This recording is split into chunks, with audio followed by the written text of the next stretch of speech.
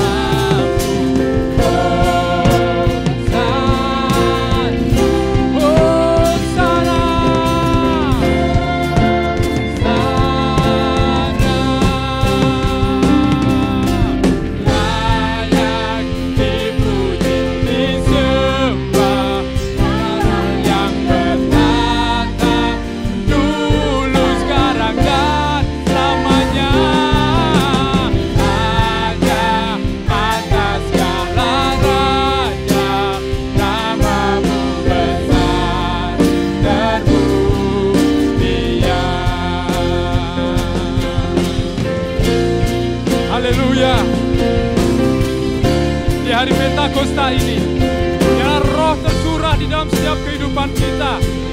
Roh penghibur, Roh penolong, Roh yang memberkati kita, Roh yang menuntun kita. Kami percaya Dia Allah Immanuel yang boleh menyertai kita. Hosana.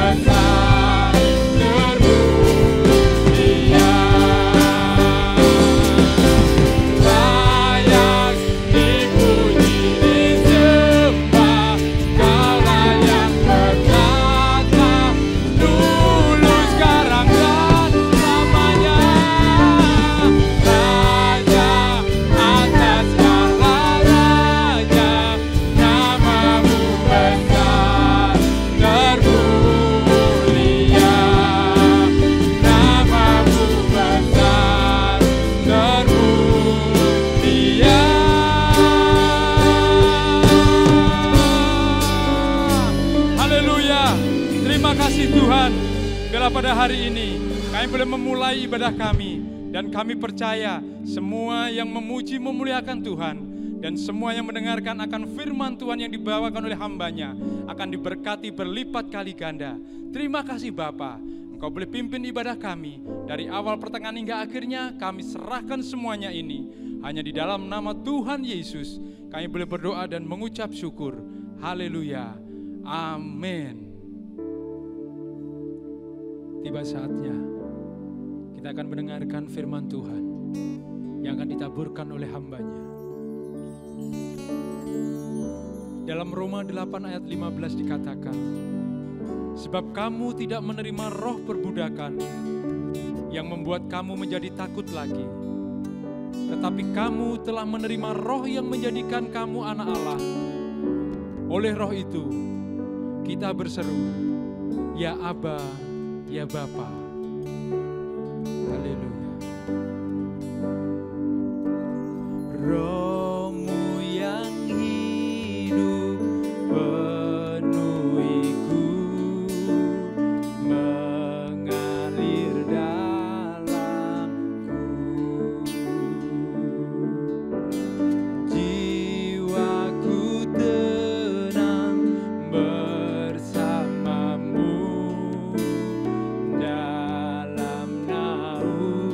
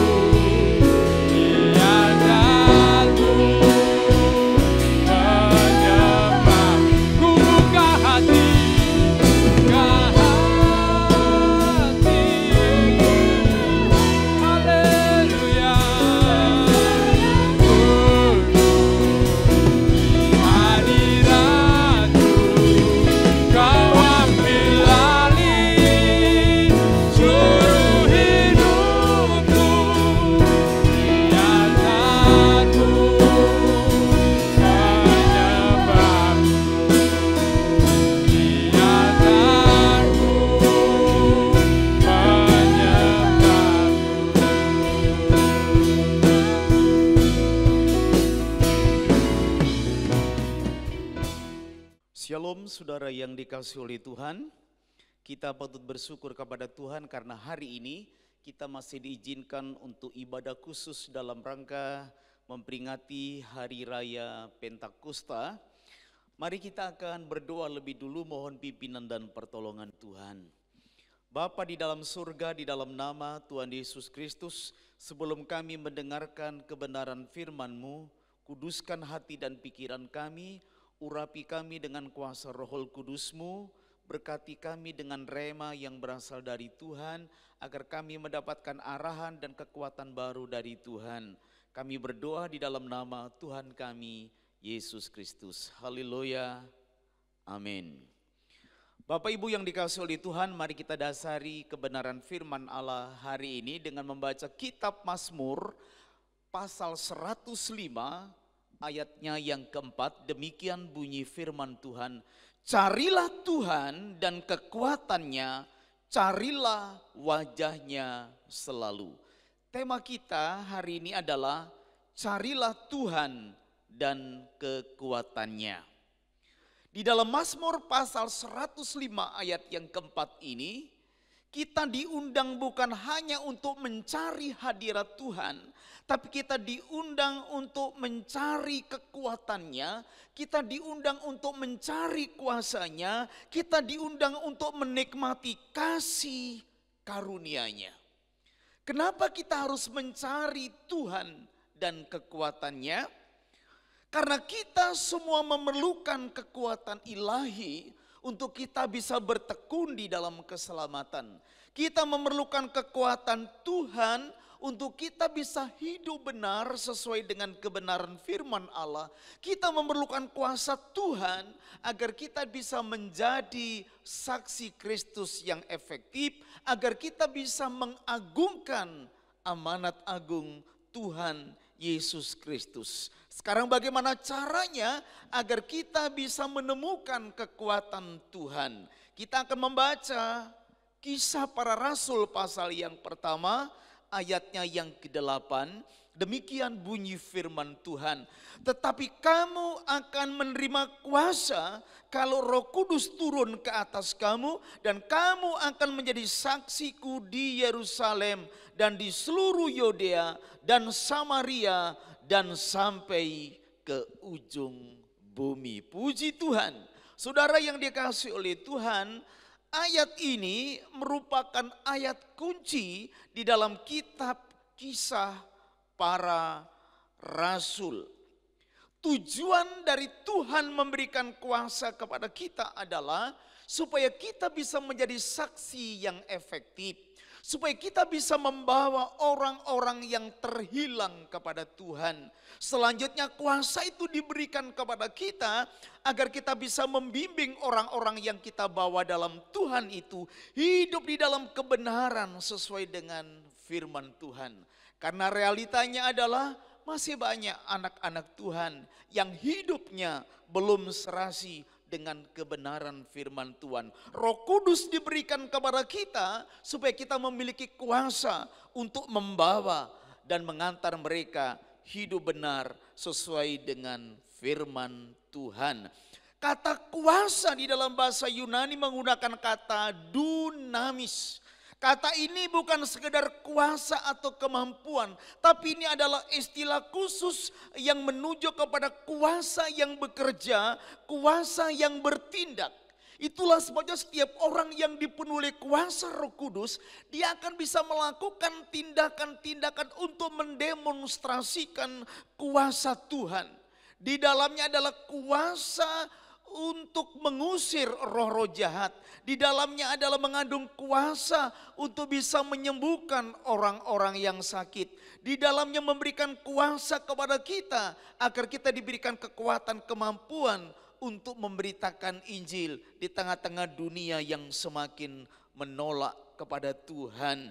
Dan kalau kita melihat apa yang terjadi di sini, saudara-saudara yang dikasihi oleh Tuhan, bahwa Lukas sangat menekankan baik di dalam Injil Lukas maupun dalam Kisah Para Rasul tentang kuasa yang adikodrati, tentang bagaimana mendemonstrasikan kuasa Allah yang luar biasa ini. Saya hanya akan mengutip satu ayat saja dalam Kisah Para Rasul pasal 6 ayat yang ke-8. Demikian bunyi firman Tuhan. Dan Stefanus yang penuh dengan karunia dan kuasa mengadakan mujizat-mujizat dan tanda-tanda di antara orang banyak. Sebelumnya hanya para rasul yang melakukan tanda-tanda heran dan mujizat. Tetapi kali ini kita melihat bahwa Stefanus penuh dengan karunia, Stefanus penuh dengan kuasa. Apa yang dimaksud di sini? Stefanus penuh dengan karunia, Stefanus penuh dengan anugerah, Stefanus penuh dengan kuasa agar dia bisa mendemonstrasikan kuasa Allah, agar dia bisa mempertanggungjawabkan imannya kepada orang-orang yang bertanya kepadanya, agar dia memiliki kemampuan untuk meyakinkan orang-orang tentang Yesus Kristus Tuhan, untuk menunjukkan bahwa Yesus adalah Tuhan yang penuh dengan kuasa. Itulah sebabnya di sini Stefanus mengadakan banyak mujizat. Stefanus mengadakan banyak tanda-tanda heran. Dia orang biasa, tapi dia bisa melakukan hal-hal yang luar biasa. Alasannya adalah jelas, karena dia penuh dengan kuasa Tuhan. Dia penuh dengan kasih karunia Tuhan, yaitu kuasa Roh Kudus. Saudara dan saya, kita memerlukan kuasa yang adikodrati ini. Saudara dan saya di tengah-tengah situasi yang sangat sulit ini, kita memerlukan kuasa yang daripada Tuhan. Bagaimana caranya? Carilah Tuhan dan kekuatannya. Carilah kuasa Roh Kudus. Sebab Alkitab mengatakan, kamu akan menerima kuasa kalau Roh Kudus turun atas kamu. Dimanapun saudara berada, rindukan Roh Kudus turun atas kehidupanmu, agar engkau memiliki kuasa adikodrati untuk menjalani kehidupan yang sangat sulit ini. Nah, kita akan membaca Kisah Rasul pasal 2 ayatnya yang keempat. Maka penuhlah mereka dengan Roh Kudus, lalu mereka mulai berkata-kata dalam bahasa lain, seperti yang diberikan oleh Roh itu kepada mereka untuk mengatakan. Penuhlah mereka dengan Roh Kudus. Selama 10 hari mereka berdoa siang malam, menantikan janji Bapa. Kamu akan menerima kuasa kalau Roh Kudus turun atas kamu. Tiba waktu yang ditunggu-tunggu pada hari raya Pentakosta, Roh Kudus turun atas mereka. Penuhlah mereka dengan Roh Kudus dan mulailah mereka berkata-kata dalam bahasa-bahasa lain seperti yang diberikan oleh Roh Kudus itu kepada mereka untuk mengatakan. Tanda awal bagi orang-orang yang dipenuhi Roh Kudus adalah berkata-kata dalam bahasa lain. Berkata-kata dalam bahasa roh seperti yang Roh berikan kepada mereka yang dipenuhi. Tapi lebih daripada itu, jika seseorang dipenuhi oleh Roh Kudus, mereka memiliki kuasa untuk mendemonstrasikan kuasa Allah. Kali ini kita akan berbicara apa makna dari dipenuhi Roh Kudus pada hari raya Pentakosta itu. Apa makna dipenuhi Roh Kudus pada hari raya Pentakosta itu. Kita akan membaca di dalam kitab Yoel pasal 2 ayat yang ke-28, ayat yang ke-29. Dan nanti kita akan sambung pada ayat yang ke-32. Kemudian daripada itu akan terjadi bahwa aku akan mencurahkan Rohku ke atas semua manusia. Maka anak-anakmu laki-laki dan perempuan akan bernubuat. Orang-orangmu yang tua akan mendapat mimpi. Teruna-terunamu akan mendapat penglihatan-penglihatan. Juga ke atas hamba-hambaku laki-laki dan perempuan akan dicurahkannya Rohku pada hari-hari itu. Saudara-saudara yang dikasihi oleh Tuhan, Yoel menubuatkan bahwa akan tiba pada hari yang terakhir Allah akan mencurahkan Rohnya atas semua manusia.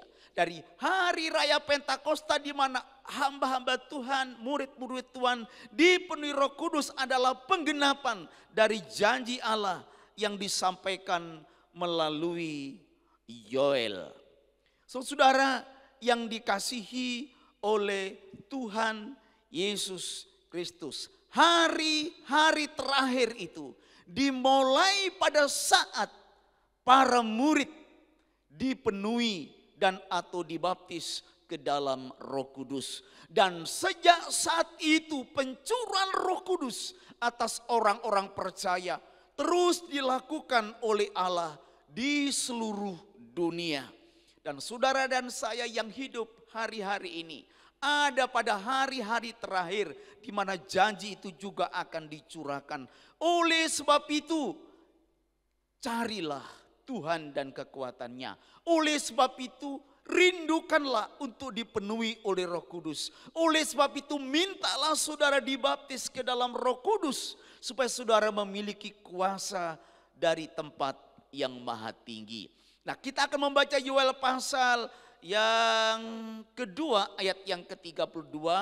Mereka berseru kepada Tuhan akan diselamatkan dan dipenuhi oleh Roh Kudus. Puji Tuhan, mereka yang berseru kepada nama Tuhan akan diselamatkan dan dipenuhi oleh Roh Kudus. Itulah sebabnya berserulah kepada Tuhan supaya saudara diselamatkan. Lebih daripada itu berserulah kepada Tuhan, mintalah kekuatan Allah, mintalah kuasa Tuhan, mintalah karunia itu dicurahkan kepada saudara agar saudara memiliki kuasa yang daripada Tuhan. Haleluya, haleluya.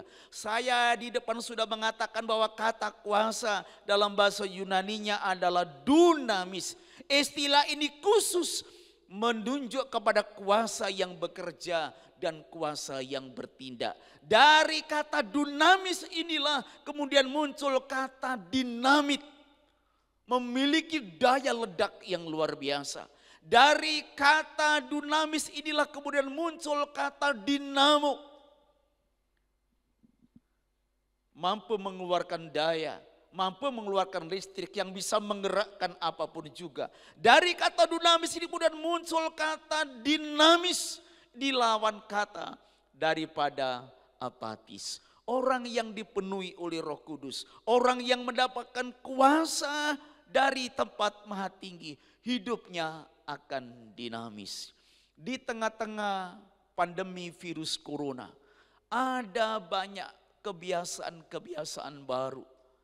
Kebiasaan orang bersekolah, kebiasaan orang kuliah, kebiasaan kerja, bahkan kebiasaan ibadah pun mengalami perubahan yang sangat luar biasa. Ada orang-orang yang mampu menyesuaikan dengan perubahan dengan cepat, tapi tidak sedikit yang menjadi korban terhadap perubahan yang tidak diinginkan ini. Kita tidak tahu sampai kapan pandemi ini akan selesai. Yang jelas sudah banyak korban akibat perubahan-perubahan yang tidak bisa diikutinya.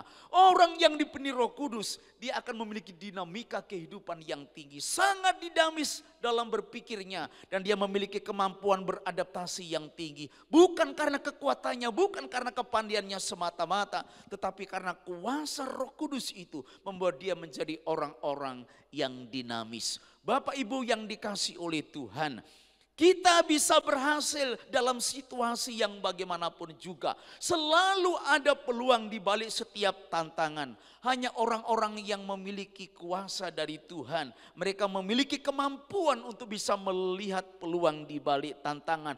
Maka Roh Kudus akan memberikan kekuatan kepada kita, akan membimbing kita agar kita menemukan solusi-solusi yang baru. Dan saudara akan memiliki kekuatan baru untuk menghadapi situasi yang sulit. Kita diberikan kekuatan yang dari Allah untuk mendapatkan solusi-solusi baru, sehingga kita akan tetap eksis dalam situasi yang sangat sulit seperti ini. Bapak Ibu yang dikasihi oleh Tuhan, oleh sebab itu tema kita mengatakan carilah Tuhan dan carilah kekuatannya. Kembali saya ingin membacakan Mazmur pasal 105 ayat keempat. Carilah Tuhan dan kekuatannya, carilah wajahnya selalu. Dalam kebingungan saudara hari ini saya akan memberitahukan kepada saudara bagaimana caranya saudara bangkit dari situasi yang terpuruk ini. Rendahkan dirimu, ajak anggota keluargamu dimanapun saudara sekarang sedang beribadah untuk bersama-sama mencari Tuhan dan kekuatannya. Ajak seluruh jemaat yang ada bersama-sama dengan saudara untuk mencari wajah Tuhan. Karena Alkitab mengatakan siapa yang berseru kepada Tuhan akan diselamatkan dan diberikan kuasa dan kekuatan yang daripada Tuhan. Mari kami ajak saudara-saudara untuk bersama-sama merendahkan diri di hadapan Allah. Kita akan berdoa bersama-sama, tapi sebelumnya kita akan menaikkan sebuah lagu, Roh Kudus Kau hadir di sini. Haleluya. Roh Kudus Kau hadir di sini. Roh Kudus Ku mengasihimu. Kau lembut, Kau manis, Kaulah penghiburku, penolongku, diutus Bapa-Ku. Roh Kudus Kau hadir di sini. Roh Kudus Ku mengasihimu. Kau lembut,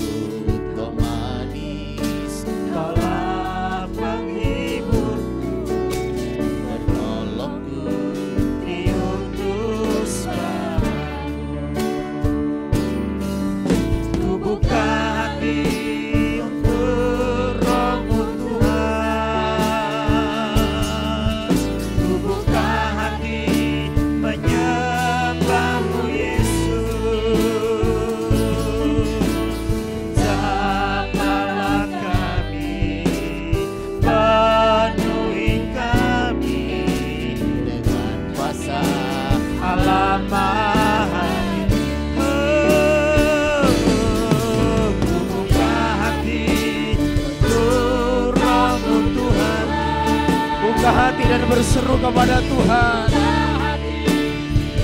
Cari Tuhan dan cari kekuatannya. Jamahlah kami, penuhi kami dengan kuasa Allah Maha. Haleluya.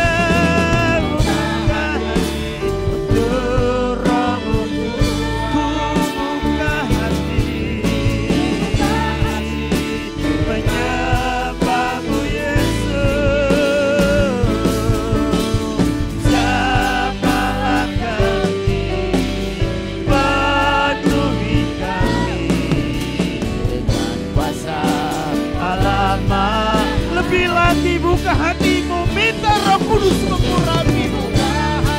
Haleluya. Buka hati menyembahmu Yesus. Jamahlah kami, penuhi kami dengan Allah Maha Suci. Dengan kuasa Allah Maha Suci.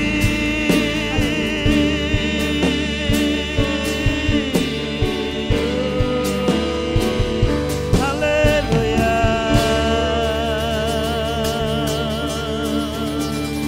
Bapa di dalam surga, di dalam nama Tuhan Yesus, inilah kerinduan kami. Kami berseru kepada Tuhan, Penuhilah setiap kami dengan kuasa Roh Kudus-Mu. Jamah setiap kami dengan kuasa Roh Kudus-Mu. Lengkapi kami dengan kuasa dari tempat maha tinggi. Kami sedang mencari Engkau dan mencari kekuatan-Mu. Beri kami kekuatan yang berasal dari Roh Kudus, agar kami mampu menghadapi setiap dinamika kehidupan yang sulit ini. Dari tempat ini kami berdoa, setiap orang yang sudah berseru kepada Tuhan, mereka akan dijamah dipenuhi dengan kuasa Roh Kudus. Terima kasih Bapa, terima kasih. Di dalam nama Tuhan Yesus Kristus kami sudah berdoa dan menaikkan pujian syukur kami. Haleluya. Amin. Mari kita akan bangkit berdiri bersama-sama. Kita akan akhiri ibadah kita. Haleluya. Kiranya Engkau memberkati aku melimpah-limpah dan memperluas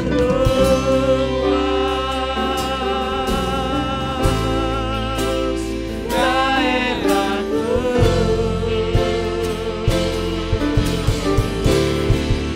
dan kiranya tanganmu menyertai aku dan melindungi aku daripada malapetaka,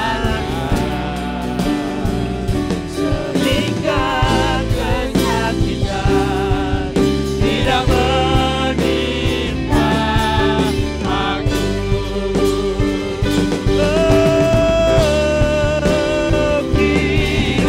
Kiranya Engkau memberkati aku melimpah dan memperluas daerahku, dan kiranya tanganmu menyertai aku dan melindungi aku daripada malapetaka, sehingga kesakitan tidak menimpa aku.